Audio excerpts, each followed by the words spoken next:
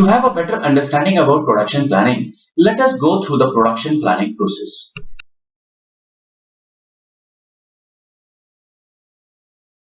Production planning is composed of three critical activities, that is routing, scheduling, and loading.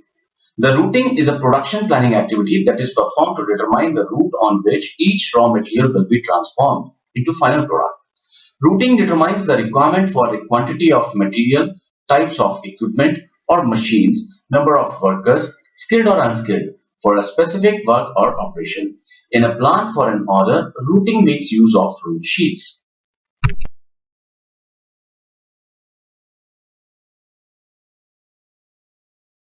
A route sheet delivers the complete information of an item to be manufactured, the details of operations required during manufacturing process, and also the standard operation time and setup time. Nature of routing depends upon various conditions. For example, during manufacturing of a single product by set of machines, the routing becomes mechanical. Whereas in case of continuous manufacturing systems with fixed line layout, different types of machines are used for manufacturing and managerial efforts are not required for routing.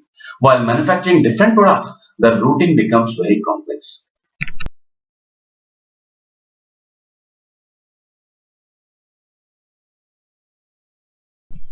Scheduling is another production planning activity that determines the time of execution for each operation during a manufacturing process. Scheduling determines the time required or consumed in each operation step. Scheduling indicates amount of work and time of starting of each operation in entire routed series of operations. Scheduling can be done using Gantt chart or per chart, etc. The scheduling activity has two main objectives such as minimum production cost and on-time delivery of ordered goods.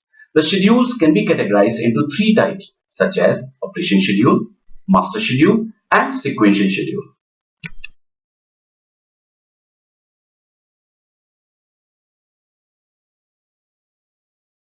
Operation schedules are designed to determine the time taken to perform an operation step in a machine.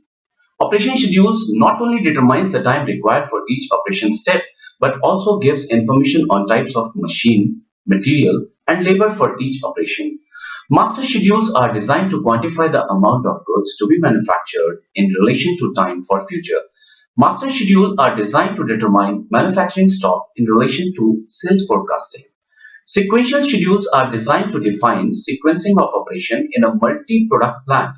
There are two rules in sequential scheduling when time required for each operation is known. Firstly, to make minimum time cost by shortening later operation compared to the former. Secondly, to make minimum individual lead time by shortening later operation compared to the former.